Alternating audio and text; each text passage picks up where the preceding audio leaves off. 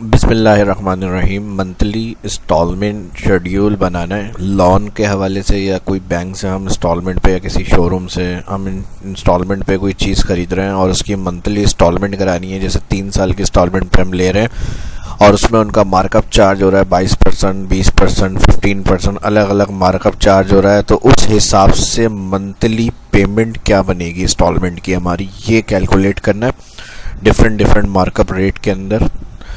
तो इसमें ये आज की इस वीडियो के अंदर मैं बताऊंगा। तो चलिए शुरू करते हैं आज की इस क्लास को। माइक्रोसॉफ्ट एक्सेल को ओपन करेंगे, यहाँ पर सीरियल नंबर और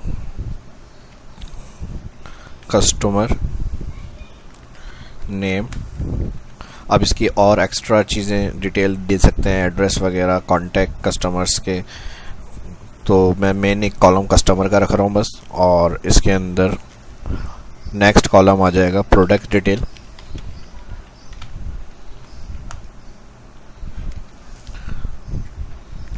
नेक्स्ट अमाउंट,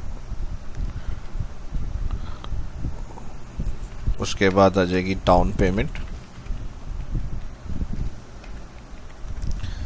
अमाउंट के बाद डाउन पेमेंट और उसके बाद नंबर ऑफ ईयर। ठीक है, शॉर्ट कर दिया मैंने नंबर ऑफ ईयर, यानी कितने ईयर की इंस्टॉलमेंट है।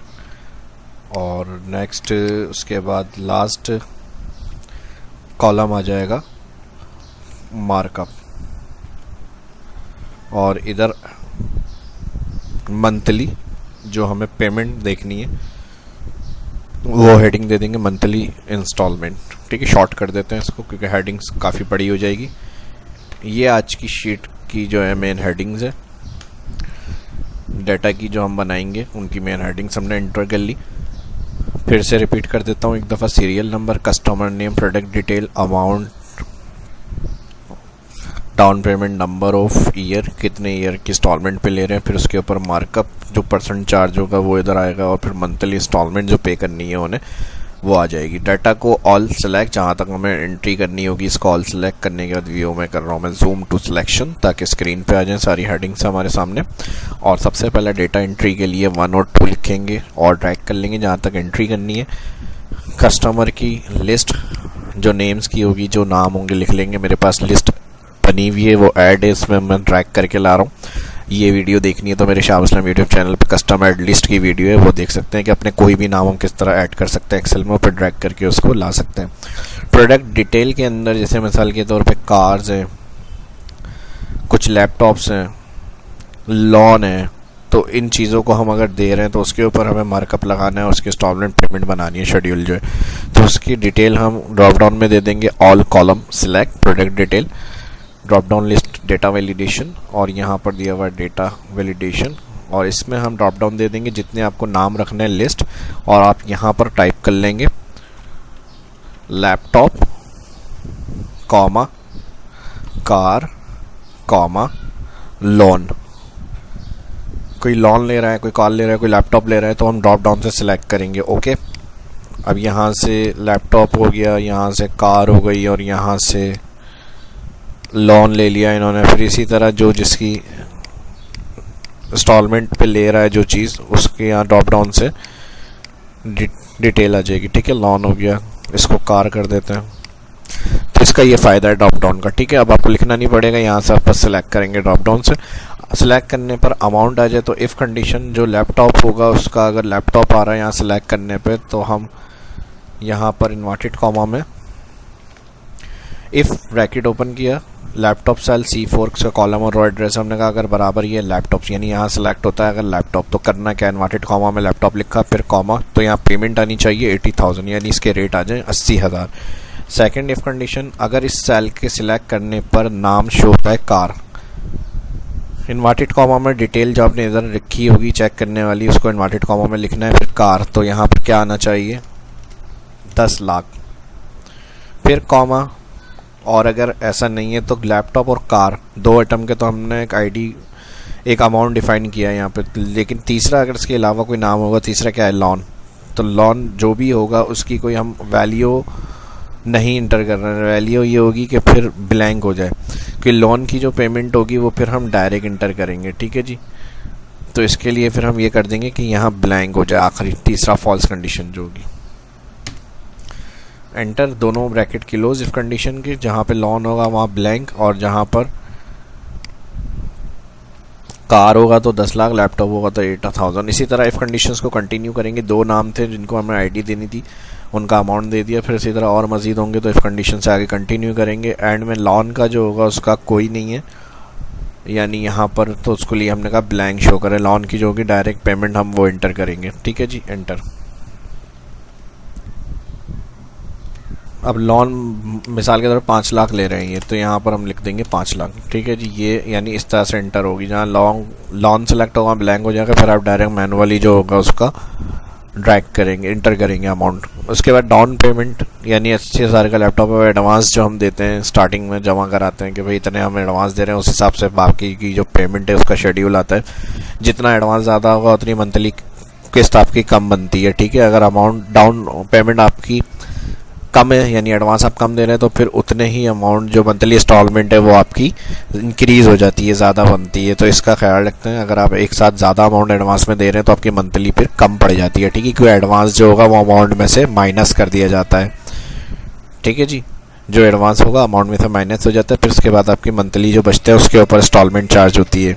अब इधर जो अमाउंट आएगा उधर कोई फार्मूला नहीं है, डायरेक्ट आएगा यहाँ पे जिसने जो डाउन पेमेंट दी होगी यानी एडवांस, वो आप इधर दिख लेंगे। जैसे इन्होंने 10,000 दिए मिसाल के तौर पे, कार के लिए 10 लाख थे, इन्होंने 3 लाख दे दिए थे एडवांस में। ठीक है जी, उसके बाद लोन के अंदर कोई डाउन पेमेंट नहीं होती तो इसको ब्लैंक छोड़ देंगे। और लैपटॉप के लिए 80,000 का था तो 20,000 इन्होंने जमा करा दिए, फिर इन्होंने 15,000 जमा करा दिए, फिर इन्होंने कार वालों ने 2 लाख जमा करा दिए और इन्होंने 1 लाख जमा कराए। अब देखें, जिसने जितनी एडवांस पेमेंट ज़्यादा दी है उसकी मंथली इंस्टॉलमेंट उतनी कम बनेगी। ठीक है जी, क्योंकि जो अमाउंट बच जाता है फिर उसके ऊपर से जो शेड्यूल बनता है उनकी ईयर इंस्टॉलमेंट के हिसाब से वो डिवाइड हो जाता है उतने मंथ के अंदर, यानी 3 साल है तो 36 मंथ। नंबर ऑफ ईयर, जैसे मिसाल के तौर पे इन्होंने 3 साल की इंस्टॉलमेंट पे लिया है, इन्होंने 4 साल की इंस्टॉलमेंट पे लिया है, इन्होंने 5 साल की इंस्टॉलमेंट पे लिया है, इन्होंने 2 साल की इंस्टॉलमेंट पे लिया है, और इन्होंने लैपटॉप जो लिया है वो 2 साल की इंस्टॉलमेंट पे लिया है, इन्होंने 4 साल, इन्होंने 5 साल। अब अलाइन अगर सेट करना है, ऑल कॉलम सेलेक्ट, और होम मेन्यू में यहाँ दिया हुआ है हमारे पास अलाइन सेंटर।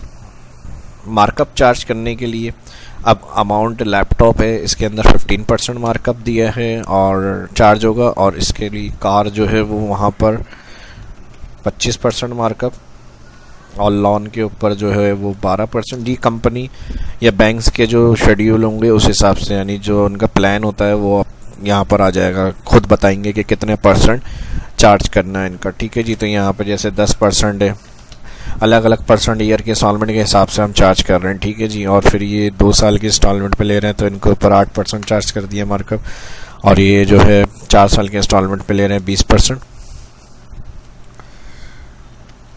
और ये 5 साल की इंस्टॉलमेंट पे ले रहे हैं तो यहाँ पर हम कर देंगे 30%। ठीक है जी, % में आएगी। अब उसके बाद मंथली इंस्टॉलमेंट चाहिए हमें यहाँ पर। अब जो मेन फार्मूला है जिसके लिए ये काम किया है हमने सारा, वो फार्मूला मैं बता रहा हूँ। ठीक है जी, तो इस तरह की जो कंडीशंस होती हैं, जो इंश्योरेंस बेस हैं या हम जो इसमें इंस्टॉलमेंट बेस हैं और हम उसको ले रहे हैं, परचेस करते हैं एडवांस पेमेंट के बाद से, तो जो मंथली उसका शेड्यूल होता है वो हमें चेक करना है एक्सेल में, तो ये रिकॉर्ड हम मेंटेन कर सकते हैं। इस तरह से इधर आ जाएगी PMT।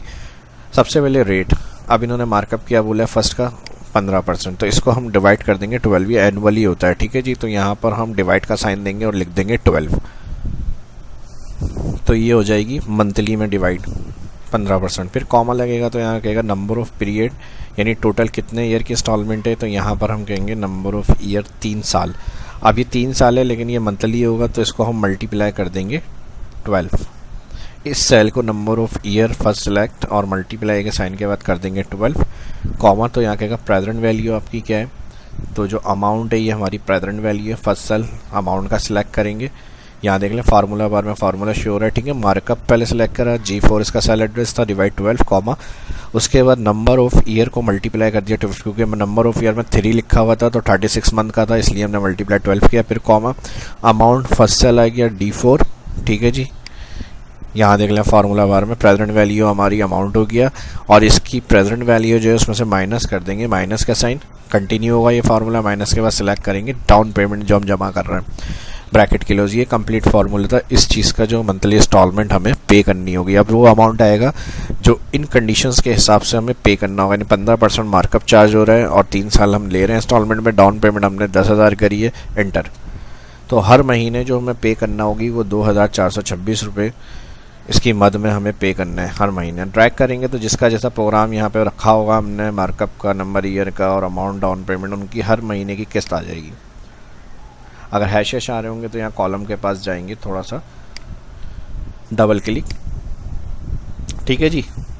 10 लाख थे, 3 लाख 30,000, 3 लाख इन्होंने पे करे, 4 साल की ईयर इंस्टॉलमेंट है, 25% मार्कअप के बाद 23,209 इनकी मंथली किस्त है। अब इसी तरह देखें इनका 20% 4 साल है तो 24 मार्कअप, क्योंकि इनका ज़्यादा है तो इसलिए इनकी किस्त कम बनी। उस हिसाब से अगर देखें तो प्रोग्राम ठीक है जी।